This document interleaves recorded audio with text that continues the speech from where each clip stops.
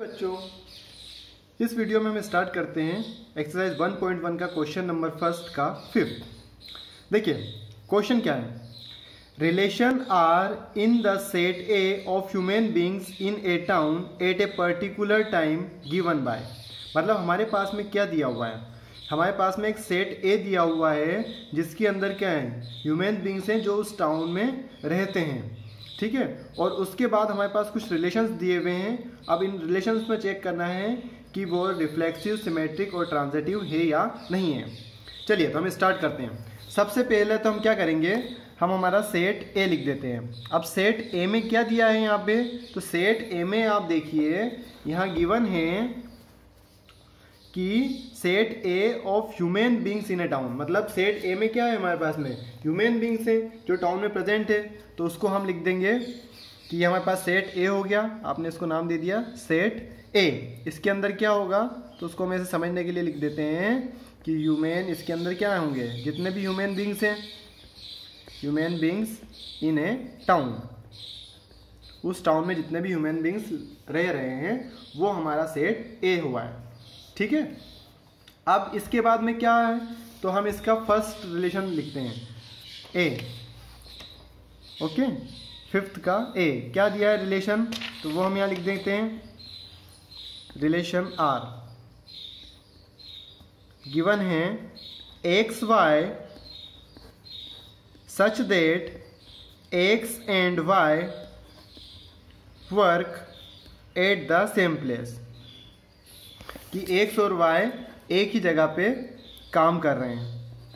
अब देखिए बच्चों, रिलेशन क्या है कि x Y such that x and y work at the same place, कि एक्स और वाई दोनों एक ही जगह पे वर्क कर रहे हैं। अब हम चेक करते हैं कि क्या ये रिफ्लेक्सिव है, क्या ये सिमेट्रिक है या ट्रांजिटिव है। तो सबसे पहले चेक करते हैं हम रिफ्लेक्सिव के लिए, ठीक है। अब देखिए रिफ्लेक्सिव की हमारी कंडीशन क्या होती थी, हमने पढ़ा था आइडेंटिटी होना चाहिए। मतलब जैसे 1 1 है, 2 2 है, 3 3 है, अगर वो सब इस रिलेशन में प्रेजेंट होंगे तो ये क्या होगा आपका, ये हमारा रिफ्लेक्सिव हो जाएगा। इसका मतलब कंडीशन ये है कि अगर x x इसमें प्रेजेंट होता है, अगर x x R से बिलोंग करता है, तो हम बोल सकते हैं कि ये जो हमारा रिलेशन है वो क्या होगा, आपका रिफ्लेक्सिव होगा। अब देखिए इसको हम ऐसे समझते हैं, सपोज एक ये टाउन है, इस टाउन में एक ह्यूमन बीइंग है जिनका नाम है रवि, ठीक है। अब रवि क्या है, अगर रवि इस टाउन में रह रहे हैं तो अगर रिफ्लेक्सिव चेक करना है तो एक्स और एक्स होता है, मतलब रवि की इमेज क्या बनेगी, रवि होगा, ये हमारा ऑर्डर्ड पेयर होना चाहिए। तो रवि और रवि दोनों उसमें प्रेजेंट होना चाहिए। अब भाई रवि तो एक ही है, अब वो रवि और रवि उसकी इमेज दोनों है तो एक ही चीज ना, एक ही रवि है, तो वो तो ऑलरेडी जहाँ रवि रह रहा है वहाँ पे वही रवि रहेगा, उसकी इमेज भी वहाँ पे रहेगी, मतलब रवि और रवि की इमेज भी वहाँ प्रेजेंट होगी, ठीक है। तो इसलिए हम इसको बोल सकते हैं कि ये रिफ्लेक्सिव है। अब इसको लिखना किस तरीके से है, तो इसको हमने लिखा एक्स और एक्स बिलोंग्स टू आर, है ना, ये आर से बिलोंग करेगा। तो इसका मतलब क्या हुआ, इसका मतलब ये हुआ कि एज एक्स एंड एक्स, अब ये बोला गया है, हमारे पास रिलेशन क्या था कि x and y work at the same place, अपने को ये देखना है।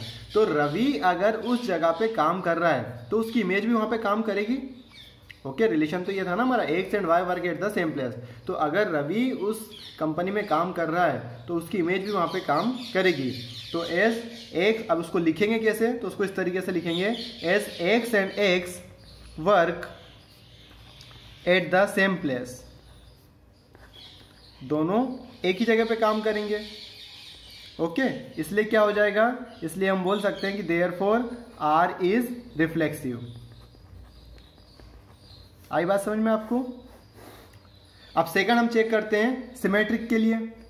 अब सिमेट्रिक के लिए कंडीशन क्या होती थी कि अगर आर प्रेजेंट है तो आर इनवर्स भी वहां पे प्रेजेंट होना चाहिए, ठीक है। इसका मतलब क्या है कि इफ एक्स वाई, हम मान लेते हैं एक्स वाई जो है आर से बिलोंग कर रहा है, तो वाई और एक्स भी आर से बिलोंग करना चाहिए। अब देखो सपोज उस कंपनी में 2 लोग काम कर रहे हैं, एक तो रवि कर रहा है और दूसरा श्याम काम कर रहा है वहां पे, ओके। तो हम बोल सकते हैं कि रवि और श्याम कंपनी में काम कर रहे हैं, या उसका इन्वर्स लिख दें श्याम और रवि उस कंपनी में काम कर रहे हैं, है ना, work at the same place, एक ही जगह पे काम कर रहे हैं। तो इसका मतलब एक्स वाई और वाई एक्स दोनों ही उस जगह प्रेजेंट होंगे। तो हम बोल सकते हैं कि अब उसको लिखना कैसे है, तो उसको लिखेंगे इस तरीके से, if x y belongs to R, तो देन क्या होना चाहिए, इसका मतलब ये होगा कि देन एक्स एंड वाई, इसका मतलब तो यही हुआ कि एक्स और वाई एक जगह पे काम कर रहे हैं, x and y work at the same place. बात समझ में आ रही है? इसका मतलब ये हुआ कि एक्स और वाई एक जगह पे काम कर रहे हैं। अगर पहले हम क्या करेंगे, देखिए इसका लिखने का मेथड ये है, पहले आप मान लेंगे, एक चीज को मान लेते हैं हम, क्या सपोज कर लेते हैं कि एक्स एंड वाई आर से बिलोंग कर रहे हैं। तो अब हमको प्रूफ करना है कि वाई और एक्स भी वहां से बिलोंग करना चाहिए। तो ये तो हमने मान लिया है ना, सपोज कर लिया कि if x and y R से बिलोंग कर रहे हैं। तो इसका मतलब क्या हुआ, स्टेटमेंट ये कहता है कि अगर एक्स और वाई आर से बिलोंग कर रहा है तो x and y work at the same place. तो वही चीज हमने लिख दी। या इसी चीज को हम ऐसे भी लिख सकते हैं कि y and x work at the same place. भाई मीनिंग तो दोनों सेंटेंस का एक ही हुआ ना, कि x and y work at the same place, या उसको ऐसे भी लिख दें कि y and x work at the same place. तो अगर हम इस सेंटेंस को ऐसे लिख सकते हैं तो इसका मतलब ये हुआ कि y and x work at the same place. तो फिर तो हम ये भी बोल सकते हैं कि इसका मतलब ये हुआ दैट इज कि वाई और एक्स, क्योंकि जब ये चीज़ फुलफिल हो रही है तो इसका मतलब एक्स और वाई होगा। तो अब जब वाई और एक्स है तो फिर यहाँ पे वाई और एक्स भी आर से बिलोंग करेगा। तो अब जब x और y r से बिलोंग कर रहा है और y और x भी r से बिलोंग कर रहा है, इसलिए ये रिलेशन क्या होगा, सिमेट्रिक होगा।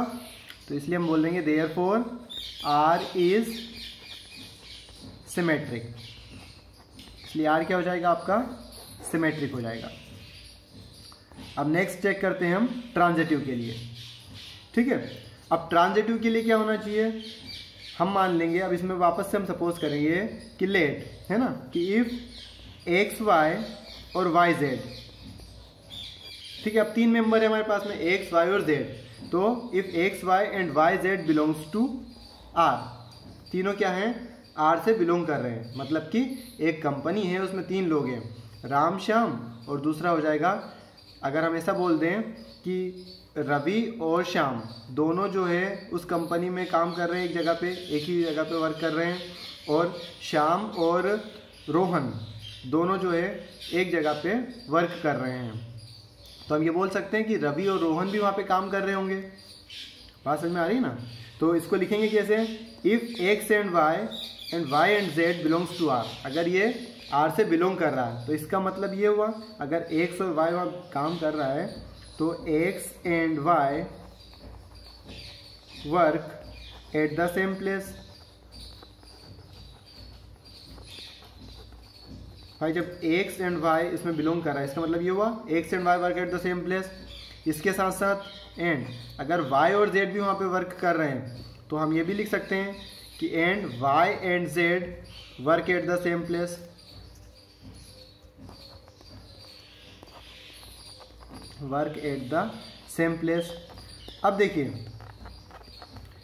जब एक्स वाई और वाई जेड वहाँ पे एक जगह पे काम कर रहे हैं तो हम ये भी बोल सकते हैं x and z work at the same place. तो इसका मतलब ऐसा भी लिखा जा सकता है, हम लिख सकते हैं ना कि x and z work at the same place, कि एक्स और जेड भी वहाँ पे काम कर रहे होंगे। तो इसका मतलब ये हुआ, हम ऐसा लिख सकते हैं कि अगर x y y z R में प्रेजेंट है तो एक्स और जेड भी आर से बिलोंग करेगा। और जब एक्स और जेड आर से बिलोंग कर रहा है तो हम बोल सकते हैं कि ये रिलेशन क्या होगा, आर इज ट्रांजिटिव।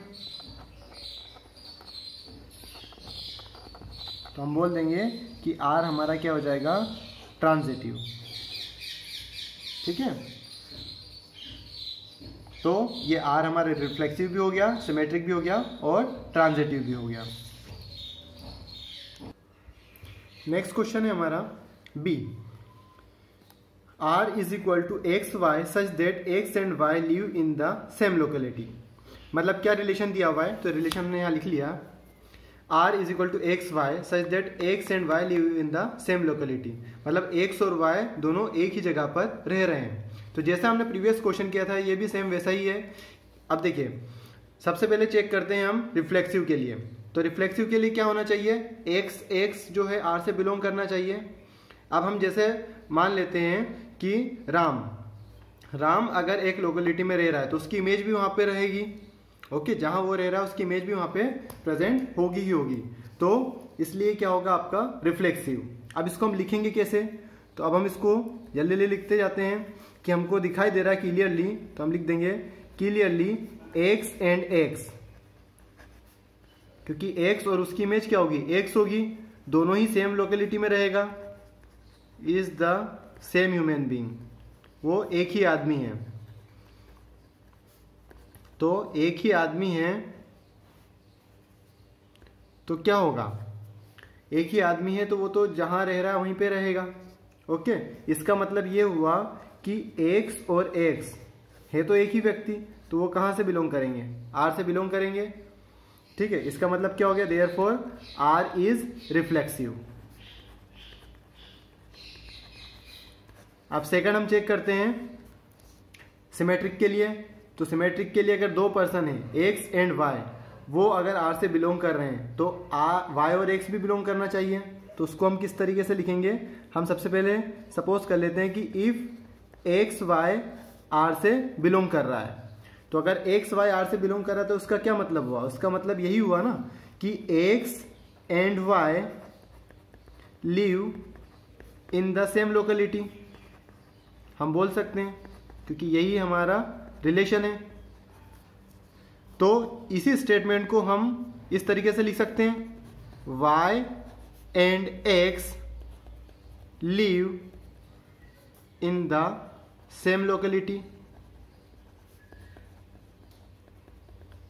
तो जब y और x सेम लोकेलिटी में हैं तो इसका मतलब ये हुआ कि हम उसको बोल देंगे दैट इज कि y और x भी r से बिलोंग करेगा, क्योंकि रिलेशन तो यही था हमारा।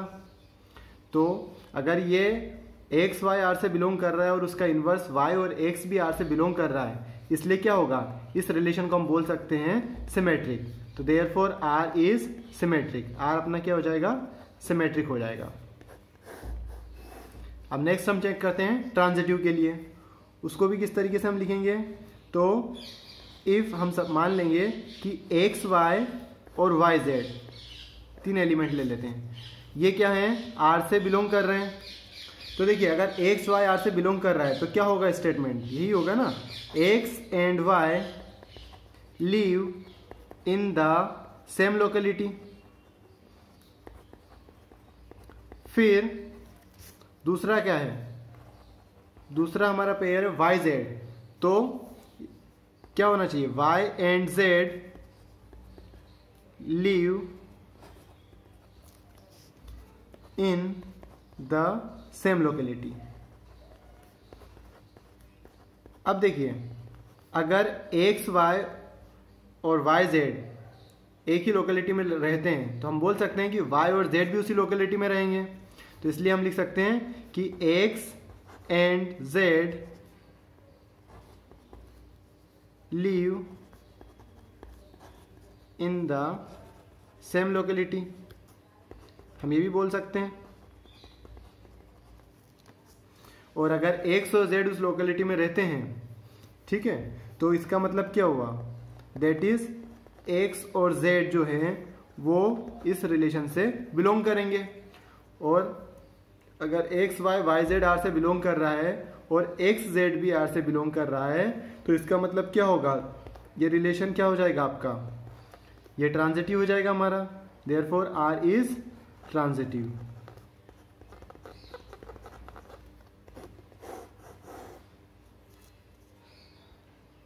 नेक्स्ट क्वेश्चन है हमारा C, R is equal to x Y such that x is exactly 7 centimetre taller than y। मतलब हमारे पास में क्या गिवन है कि जो x है वो 7 सेंटीमीटर बड़ा है y से। ओके, अब हम चेक करते हैं इनका तीनों कंडीशन। सबसे पहले हम चेक करते हैं रिफ्लेक्सिव। अब देखिए रिफ्लेक्सिव के लिए क्या होना चाहिए, हमने देखा था ना आइडेंटिटी होना चाहिए, मतलब 1 1 2 2। तो उसी तरीके से एक्स और एक्स दोनों इसमें प्रेजेंट होना चाहिए।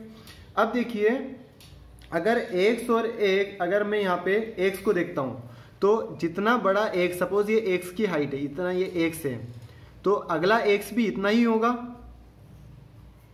दोनों की हाइट क्या होगी, सेम ही होगी। तो क्या ये एक्स दूसरे एक्स से 7 सेंटीमीटर टॉलर होगा क्या, तो नहीं हो सकता टॉलर, क्योंकि दोनों एक्स है तो एक ही ना, एक ही आदमी है, तो उसकी हाइट तो सेम ही रहेगी। तो हम इसको अब लिख देंगे इस तरीके से कि सिंस, अब उसको लिखना कैसे है, तो ये रिफ्लेक्सिव होगा क्या, तो बिल्कुल नहीं होगा, क्योंकि एक्स और एक्स तो इसमें बिलोंग करेंगे नहीं, इस रिलेशन में और एक्स और एक्स बिलोंग नहीं कर पाएंगे। क्यों, क्योंकि एक्स, दोनों एक्स की हाइट तो सेम है, लेकिन कंडीशन तो ये दे रहा है कि एक्स की हाइट जो है वो 7 सेंटीमीटर टॉलर होना चाहिए। ठीक है, तो इसलिए हम इसको इस तरीके से लिखेंगे, since human being X cannot be taller than himself। कोई भी आदमी जो है वो अपने आप से बड़ा तो हो नहीं सकता। इसका मतलब ये हुआ कि जो X और X है वो इस रिलेशन में बिलोंग नहीं करेगा, और अगर X इसमें बिलोंग नहीं कर रहा है, इसका मतलब रिलेशन क्या हुआ आपका, R इज नॉट रिफ्लेक्सिव, ये हमारा रिफ्लेक्सिव नहीं होगा।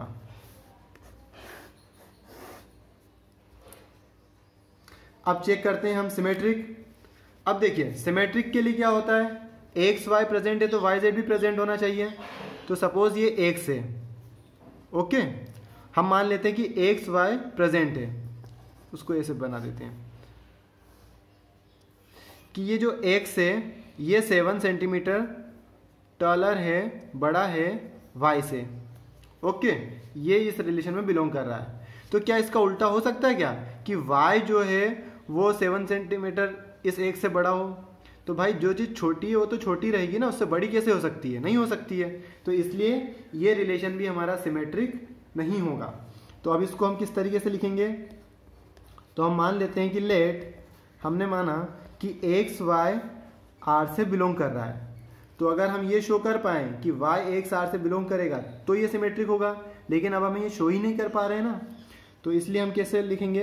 अब अगर एक्स वाई आर से बिलोंग कर रहा है तो इसका मतलब तो ये हुआ कि x is exactly 7 centimetre taller than y, क्योंकि ये कंडीशन तो बिलोंग कर रही है, बट इसका उल्टा तो हो नहीं पा रहा। तो हम बोल सकते हैं कि देन y, तो इसका मतलब y टॉलर होगा क्या, नहीं होगा। तो हम बोल देंगे then y is not taller, क्योंकि जब x बड़ा है तो y छोटा ही रहेगा। तो then y is not taller than x।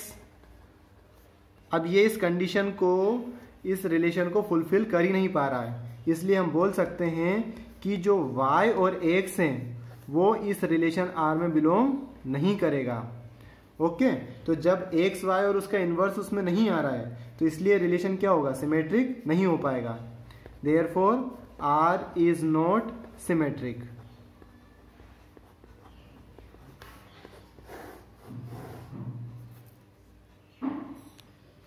अब हम चेक करते हैं ट्रांजिटिव के लिए। तो देखिए इसके लिए हम क्या सपोज कर लेते हैं, हम वापस से मान लेते हैं कि लेट एक्स वाई और वाई जेड, ये काय से बिलोंग कर रहे हैं, ये आर से बिलोंग कर रहे हैं। तो अगर हम ये शो कर दें कि एक्स और जेड भी आर से बिलोंग कर जाएंगे तो ये क्या होगा, हमारा ट्रांजिटिव होगा। तो देखिए अगर एक्स और वाई आर से बिलोंग कर रहा है तो इसका मतलब क्या होगा, इसका मतलब यही हुआ कि एक्स इज एग्जैक्टली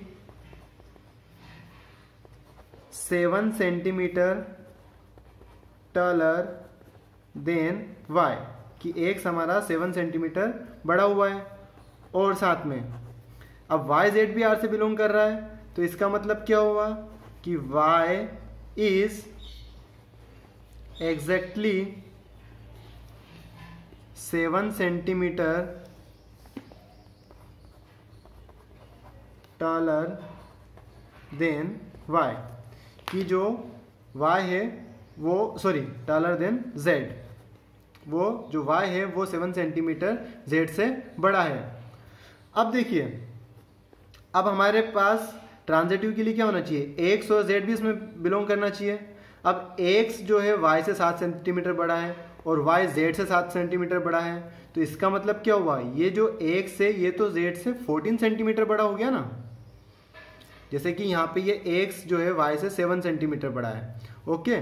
तो और जो y है वो z से 7 सेंटीमीटर बड़ा है, तो जो x और z के बीच का जो गैप है वो तो 14 सेंटीमीटर हो गया। तो x तो z से 14 सेंटीमीटर बड़ा हो गया। और जो हमारे पास यहाँ पे कंडीशन प्रेजेंट नहीं है, हमारे पास तो स्टेटमेंट में ये दिया है कि x is exactly 7 centimetre taller than y, मतलब वो एग्जैक्टली 7 सेंटीमीटर बड़ा होना चाहिए। तो इसका मतलब है कि x इज, जबकि हमको मिल क्या रहा है, हमको मिल तो ये रहा है कि x इज एग्जैक्टली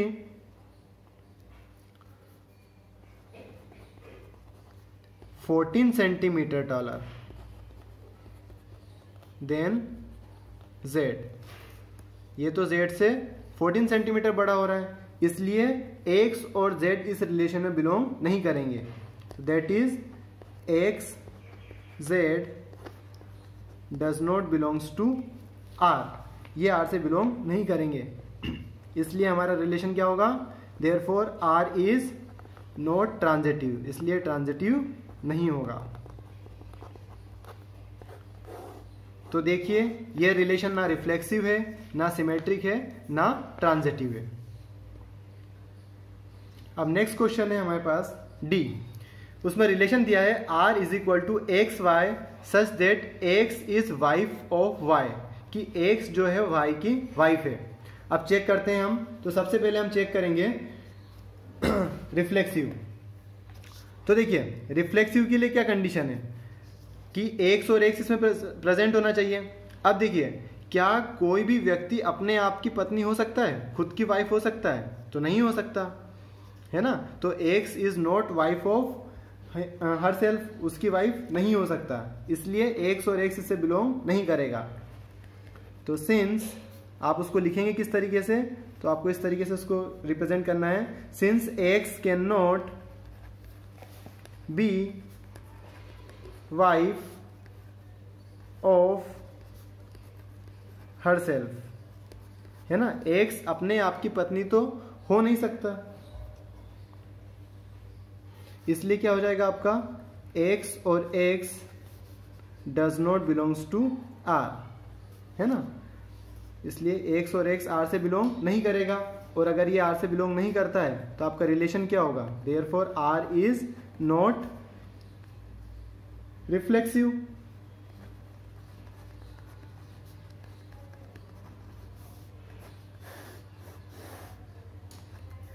अब चेक करते हैं हम सिमेट्रिक के लिए।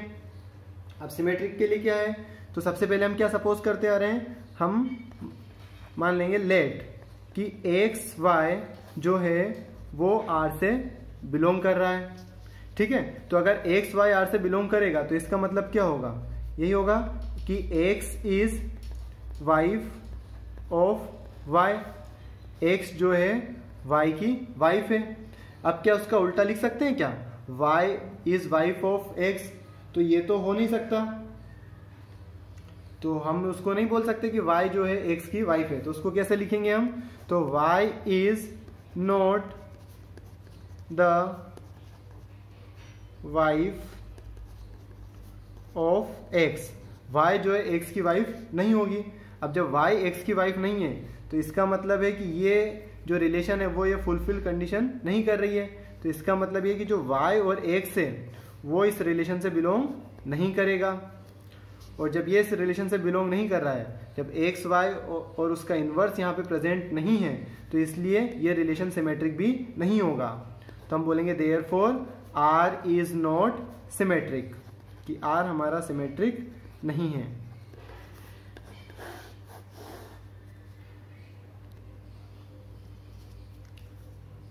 अब नेक्स्ट देखते हैं हम ट्रांजिटिव के लिए। तो लेट हम मान लेते हैं कि एक्स वाई और y z belongs to R, यही कंडीशन थी कि एक्स वाई वाई जेड अगर आर से बिलोंग करते हैं, अगर अब हम ये शो कर रहे हैं कि एक्स और जेड भी आर से बिलोंग करेंगे तो ये ट्रांजिटिव होगा, अदरवाइज ट्रांजिटिव नहीं होगा। तो देखिए सबसे पहले हम लिखते हैं एक्स वाई अगर वाई से बिलोंग कर रहा है, सॉरी आर से बिलोंग कर रहा है, तो इसका मतलब क्या होगा? इसका मतलब तो ये होगा कि x is wife of y, ठीक है, एक्स वाई की वाइफ होगी। एंड वाई जेड भी इससे बिलोंग कर रहा है आर से, तो इसका मतलब क्या होगा कि वाई जो है is wife of z, y जो है जेड की वाइफ होगी। अब देखिए क्या ऐसा हो सकता है कि एक्स जो है वो जेड की वाइफ हो जाए? तो ऐसा तो पॉसिबल ही नहीं है ना, क्योंकि देखो अगर एक्स जो है वाई की वाइफ है और y is the wife of z, y जो है जेड की वाइफ है, तो ऐसा कैसे हो सकता है ना? ये तो पॉसिबल नहीं है। तो एक्स, इसलिए पॉसिबल है ही नहीं कि x is not wife of Z. अगर ऐसा पॉसिबल हो गया तो आप ही सोचिए कितनी लड़ाइयाँ होंगी, है ना? तो इसलिए ऐसा पॉसिबल नहीं हो सकता। तो दैट इज, हम बोल सकते हैं कि x z does not belongs to R. Okay, तो जब ये इससे बिलोंग नहीं कर रहा तो इसलिए क्या होगा? Therefore R is not transitive.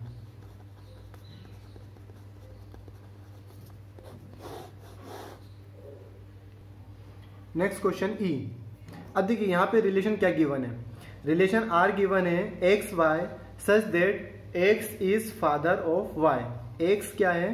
Y के पिताजी हैं। ओके, अब हम चेक करते हैं रिफ्लेक्सिव के लिए। तो देखिए रिफ्लेक्सिव के लिए क्या होना चाहिए? एक्स और एक्स इसमें बिलोंग करना चाहिए। अब देखिए क्या कोई भी व्यक्ति अपने आप का पिताजी हो सकता है, अपने आप का फादर हो सकता है क्या? नहीं हो सकता। तो इसलिए ये ट्रांजिटिव, सॉरी इसलिए रिफ्लेक्सिव नहीं होगा। तो हम बोल सकते हैं, इसको लिखेंगे किस तरीके से? तो since x can not be the father of himself, कि एक्स जो है अपने आप का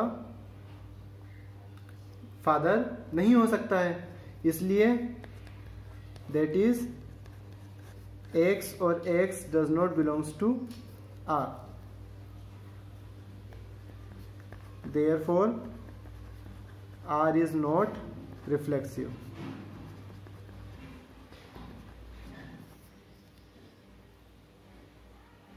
इसलिए R हमारा रिफ्लेक्सिव नहीं होगा।